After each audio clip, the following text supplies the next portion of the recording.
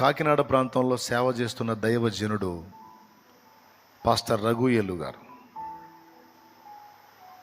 మనకు పరిచయస్తుడు. ఆయన కుటుంబంలో గొప్ప విషాదం వచ్చింది.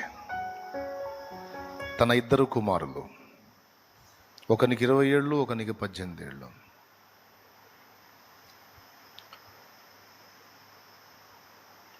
క్రాంతి, పాల్, అభిషేక్ అనేటువంటి ఇద్దరు పిల్లలు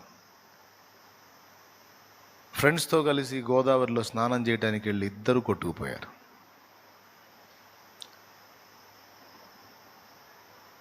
ఇప్పుడు అక్కడ ఆ పిల్లల సమాధి కార్యక్రమం జరుగుతుంది. ఆయన సేవ చేస్తున్న సేవకుడు ఎంతోమంది ఆత్మని రక్షణలోనికి నడిపించి ఒక సంఘం కట్టి, మరి ఇప్పటికి ఎన్ని సంఘాలు కట్టాడో తెలియదు. నాకు తెలిసి నేను వెళ్ళినప్పుడే 2-3 ప్రాంతాలు చేస్తున్నాడు. ఆయన సంఘాలు కట్టి సేవ చేస్తున్న దైవజనుడు. ఆయన కుటుంబంలో పెను విషాదం. అన్ని బాధల కంటే కడుపు కోత చాలా ఘోరమైన బాధ. ఆ కడుపు కోత ఎంత జటిలమైందంటే ఆ కడుపు తీపి నిమిత్తమే ఆయన మహిమను వదిలిపెట్టి భూమి మీదకి వచ్చాడు.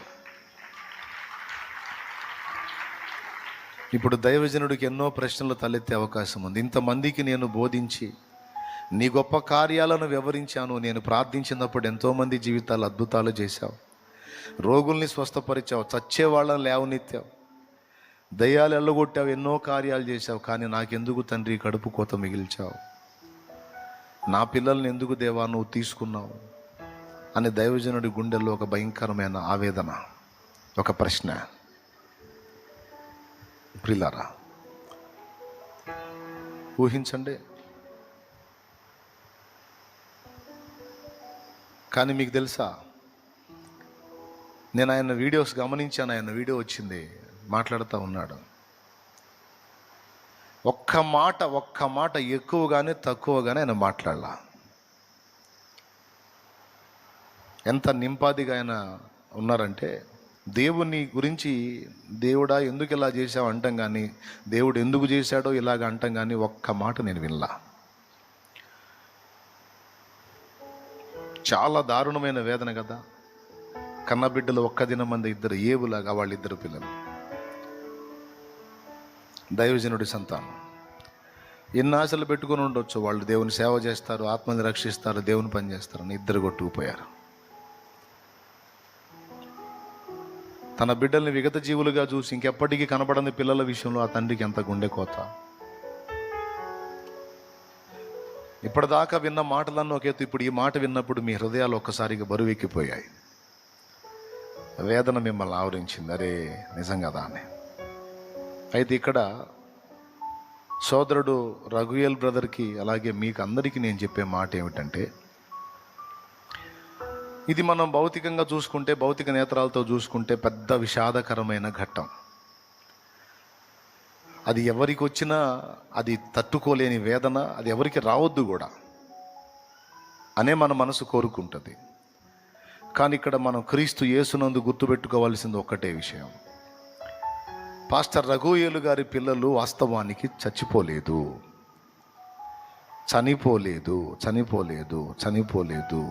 చనిపోవుట అసంభవం. ఎందుకంటే దేవుని వాక్యము నిరర్థకం కాదు, దేవుని వాక్యం అబద్ధం కాదు. దేవుడు ఆ పిల్లల్ని ఆ వయసు వరకు అలాగ ఉంచి తర్వాతి వారికి శేషము లేకుండా వారిని తీసుకున్నాడు దేవుడు. పితృవాత్సల్యాన్ని బట్టి, మాతృవాత్సల్యాన్ని బట్టి తల్లిదండ్రి క్షోభకు గురవుతారు, కుటుంబ సభ్యులు, బంధువులు క్షోభకు గురవుతారు. కానీ నేను చెప్తున్నాను, క్రైస్తవుడు, క్రీస్తునందున్న విశ్వాసి పిల్లల్నే కాదు దేన్ని కూడా వాస్తవానికి కోల్పోడు. ఇది నిజం. కోల్పోవటం అనేది లేదు. నీ భర్తని కోల్పోయినా, భార్యను కోల్పోయినా, తల్లిని కోల్పోయినా, పిల్లల్ని కోల్పోయినా నిజంగా కోల్పోయినట్టు కాదు. పరిస్థితులేమో తెలియదు, హేతువులేమో తెలియదు, దేవుడు ఎందుకు అనుమతిస్తాడో తెలియదు. కానీ ఒక్కటి మాత్రం నిజం, మనం కోల్పోయేది ఏమీ ఉండదు.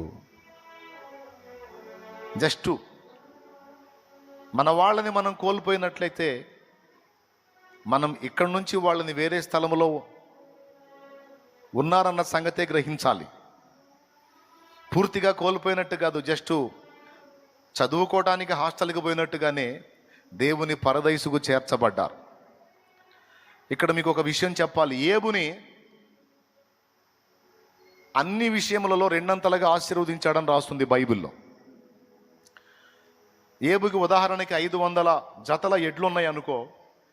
శ్రమల కొలిమి అయిపోయిన తర్వాత, శ్రమల శోధన అయిపోయిన తర్వాత తిరిగి ఏబును దేవుడు దీవించినప్పుడు 1000 జతల ఎడ్లైనాయి. 500 గాడిదలు ఉన్నాయి అనుకో, దేవుడు తిరిగి ఆశీర్వదించిన తర్వాత 1000 గాడిదలు అయినాయి. అట్లాగా అన్ని జతలు, అన్ని డబల్ దీవించాడు. 500 ఉన్నదాన్ని 1000. అలాగే ఏబు తన 10 మంది పిల్లల్ని ఒక్క దినమందే కోల్పోయాడు. రగుయేలన్న 2 పిల్లల్ని లాస్ అయ్యాడు. మరికొంతమంది దైవజనులు మరికొందరిని లాస్ అయ్యారు. ఏబు 10 మందిని లాస్ అయ్యాడు. తర్వాత ఏబుని దేవుడు దీవించినప్పుడు మరి 500 జతల ఎడ్లకి ఎన్ని ఇవ్వాలి? డబల్ అంటే 1000. 500 ఆడుగాడిదలకి ప్రతిగా 1000 ఆడుగాడిదలు. అట్లాగే 10 మంది సంతానానికి ప్రతిగా ఎంతమందిని ఇవ్వాలి? 20 మందిని ఇవ్వాలి. కానీ 10 మందినే ఇచ్చాడు. అన్ని రెండంతలుగా దీవించిన దేవుడు పిల్లల విషయంలో మాత్రం 10 మందినే ఇచ్చాడు. అవునా? అదేంది 20 మందిని కదా ఇవ్వాలంటే 20 మందిని ఇవ్వాల, 10 మందిని ఇచ్చాడు. ఎందుకంటే ఏబు లెక్కలో 20 మంది ఉన్నారు. 10 మంది ఏమో భూమి మీద ఉన్నారు, 10 మంది ఏమో పరదేశంలో ఉన్నారు. ఉన్నారు ఉన్నారు ఉన్నారు ఉన్నారు ఉన్నారు ఉన్నారు వాళ్ళ ప్లేస్ మారిందంతే. క్రీస్తునందున్న మనకి నిజముగా మరణము లేదు. మనం కోల్పోయేది ఏది లేదు. మొత్తం మన పేరిటే భద్రం చేయబడి ఉన్నాయి. ఆ 10 మంది కూడా ఎవరి ఖాతాలో ఉన్నారు? ఏబు ఖాతాలోనే ఉన్నారు. కాబట్టి ఇప్పుడు ఏబుకి 20 మంది పిల్లలు ఇచ్చినట్ట ఇవ్వనట్ట? మరి జంతువులు ఎందుకు డబుల్ ఇచ్చాడు, పిల్లల్ని మాత్రం ఎందుకు 10 మందిని ఇచ్చాడంటే, జంతువులు ప్రాణులు, వాటి శేషం ఉండదు. అవి చనిపోయినాయి అంటే మట్టిగా కలిసిపోతాయి కాబట్టి అవి డబల్ ఇచ్చాడు. కానీ మానవులు మాత్రం ఆత్మలు కాబట్టి 10 మందికి 10 మందిని ఇక్కడిచ్చి 10 మంది ఆత్మలు అక్కడిచ్చి పిల్లల్ని కూడా రెండంతలుగా దీవించాడు. క్లియర్గా అర్థమైందా? కాబట్టి ఇక్కడ మనం గుర్తుపట్టాల్సింది ఏంటంటే, యేసు ప్రభు 2వ రాకడ త్వరలోనే జరగబోతుంది. అప్పుడు క్రీస్తునందుండి మృతులైన వారందరినీ దేవుడు ఆయనతో కూడా వెంటబెట్టుకొని వచ్చును. సమాధులన్నీ ఖచ్చితంగా తెరవబడతాయి. మృతులు అక్షయులుగా లేపబడతారు. కోల్పోయిన మన వారిని గురించి మనం ఏడ్చి ఏడ్చి ఏడ్చి క్షోభిస్తాం. నా ప్రభు అంటాడు, ఎందుకంత దుఃఖపడుతున్నావు? నిరీక్షణ లేదా? నిరీక్షణ లేదా? నిరీక్షణ లేని ఇతరుల వరే మీరు దుఃఖపడకుండా నిమిత్తం నేను రాయించా కదా. అన్యుల కంటే నిరీక్షణ లేదు. చనిపోయిన వాళ్ళు ఇంకా మళ్ళీ కనబడర్రా, ఇంకా రార్రా అని వాళ్ళు దుఃఖపడి బాధపడి ఏడుస్తారు. నీకు ఆ పరిస్థితి లేదుగా, నీకు నిరీక్షణ ఉందిగా. చనిపోయిన నేను తిరిగి లేవలేదా? చనిపోయిన అనేకుల్ని లేపలేదా? గతంలో లేపిన నేను భవిష్యత్తులో లేపలేనా?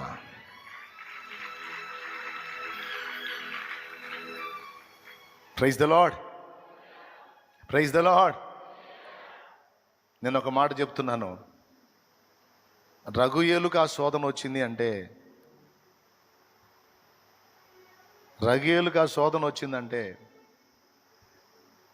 రగుయేలు దేవుణ్ణి నమ్మటం కాదు, రగుయేలుని దేవుడు నమ్మాడు.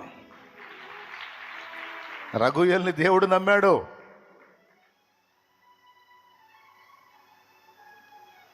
ఏబుకంత శోధన వచ్చిందంటే ఏబు దేవుణ్ణి నమ్మటం కాదు. ఇంత దాన్ని కూడా తట్టుకునే దమ్ము ఏబుకు మాత్రమే ఉందని దేవుడు ఏబుని నమ్మాడు. నీకు నాకు అలాంటి పరిస్థితులు కల్పించాలంటే ముందు మనల్ని నమ్మాల దేవుడు. తట్టుకునే సరుకు ఉందా లేదా అని. ఆ శక్తి ఉంది అనుకున్నప్పుడే ఆ పరీక్షలు రానిచ్చి అందులో మనల్ని పాస్ అయ్యేటట్టు చేసి మరి ఎక్కువైన బహుమానం మనకిస్తాడు. రేపు రఘుయేలుని నిలబెట్టి అడుగుతాడు, రఘుయేలు నా మీద నీ కోపం రాలేదా? చక్కగా ఎదిగినటువంటి ఒలీవ మొక్కల వల్ల ఎదిగిన నీ పిల్లలిద్దరిని ఒక్క దినం మందే నేను తీసేశాను కదా, రఘుయేలు నా మీద నీ కోపం రాలేదా అని అడుగుతాడు. నన్ను అసహించుకోవాలనిపించలేదా? నా మీద చీదరబుట్టలేదా? నువ్వు ఇంత సేవ చేసావు, నా కోసం ఇన్ని కష్టాలు పడ్డావు, నేను ఈ పని చేశాను, నీకు గాయం కలగలేదా అని అడుగుతాడు. అడుగు, యేసయ్యకి తెలీదా? ఆయన రఘుయేలు నీవు నన్ను ఒక్క మాట కూడా అనలేదు, కానీ నాకే మహిమ చెల్లించావు, నన్నే పాడి కీర్తించావు, స్తోత్రించావు, ఆరాధించావు, నా సేవను కొనసాగించావు, నన్ను మహిమపరిచావు. నా కుమారుడా, ఇదిగో నీ సంతతి శాశ్వతంగా నీకే ఇస్తున్నాను, తీసుకో అంటాడు. నువ్వు కోల్పోయాను అనుకున్న నీ పిల్లలు ఇద్దరిని ఇదిగో నీకు ఇస్తున్నాను, తీసుకున్నాయన్న, యుగ యుగాలిగా నీతోనే. ఇంత కఠిన పరీక్షలో కూడా నీ విశ్వాసాన్ని కాపాడుకున్నందున ఇదిగో దాని కొరకు నీకు ప్రత్యేకమైన బహుమానం. నా దేవుడు అన్యాయస్తుడు కాడు. మరణం అనేది మనకి పెద్ద విషయం, దేవునికి అది పెద్ద విషయం కాదు. ఎప్పుడైనా వెళ్ళేదే కొంచెం ముందు వెనక తేడా. కాబట్టి బిడ్డలారా, అలాగే నేను మాట్లాడే ఈ మాటలు రఘుయేలు దాకా వెళ్తాయని నేను అనుకుంటున్నాను. నా తండ్రి చిత్తం అయితే తప్పకుండా నేను సోదరుణ్ణి కలుసుకుంటాను. కానీ ముందుగానే ఈ మాటలు ఆ బిడ్డకు కొంచెం ధైర్యాన్ని ఇస్తాయని మాట్లాడుతున్నాను. నేను మీకు అందరికీ చెప్తున్నాను, అవసరమైతే అలాంటి పరిస్థితులు మనం ఎదుర్కొన్న విశ్వాసాన్ని పోగొట్టుకోకూడదు. నా జీవిత యాత్రలో ఎన్నో తుఫానులు,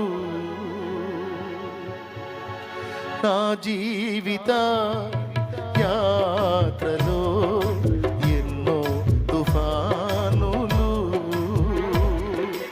అయిన నా యేసు నా పక్షమయ్యుండగా,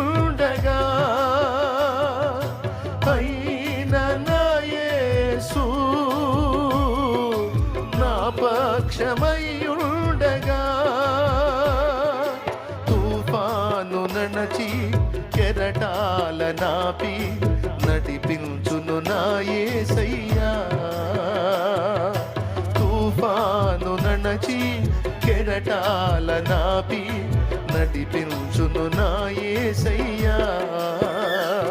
నా విశ్వాస ఓడ యాత్ర కొనసాగుచున్నది, నా విశ్వాస ఓడ యాత్ర కొనసాగుచున్నది. కొనసాగించే యేసు నాకు తోడుండగా, కొనసాగించే యేసు నాకు తోడుండగా, తుఫానులైనా పెనుగాలులైనా ఆపలేవు నా యాత్రను. నా విశ్వాస ఓడ యాత్ర కొనసాగుచున్నది, నా విశ్వాస ఓడ యాత్ర కొనసాగుచున్నది. ప్రైజ్ ద లార్డ్, హల్లెలూయా. చెప్పండి, ప్రభు శక్తి గలవాడా కాదా? లేపుటకు సమర్థుడా కాదా? తన దాసులను, తన దాసురాండ్రను, తన పిల్లల్ని పరీక్షించుకునే హక్కు దేవుడికి లేదా? వారి విశ్వాసాన్ని పరీక్షించే హక్కు దేవుడికి లేదా? అధికారం దేవుడికి లేదా? ఇలాంటి ప్రతికూలతలలో కూడా విశ్వాసాన్ని కాపాడుకొని క్రీస్తుకు సాక్షులంగా నిలబడినప్పుడు అన్య జనులలో ఆయన నామానికి మరి ఎక్కువ ఘనత కలిగిద్ది. ఇదేమిట్రా, ఇంత దారుణం జరిగినా సరే నా ప్రభు గొప్పోడు, నా పిల్లల్ని తిరిగి నాకు ఇస్తాడన్న నిశ్చయత నాకుంది అని అంటున్నారు. ఎంత నిరీక్షణ లేకపోతే, ఎంత వాస్తవం కాకపోతే, ఎంత నిశ్చయత లేకపోతే అంత గట్టిగా పట్టుబట్టారు అని అన్యజనులు ఆశ్చర్యపోయి అనేకులు ప్రభు వైపు తిరిగే అవకాశం ఉంది. దేవుడు గొప్ప కార్యాలను, గొప్ప అద్భుతాలను చేయటం ద్వారానే కాదు, గొప్ప విషాదాల ద్వారా కూడా దేవుడు తన పనిని జరిగించుకొనటానికి సమర్థుడు. కాబట్టి ఏది సంభవించినా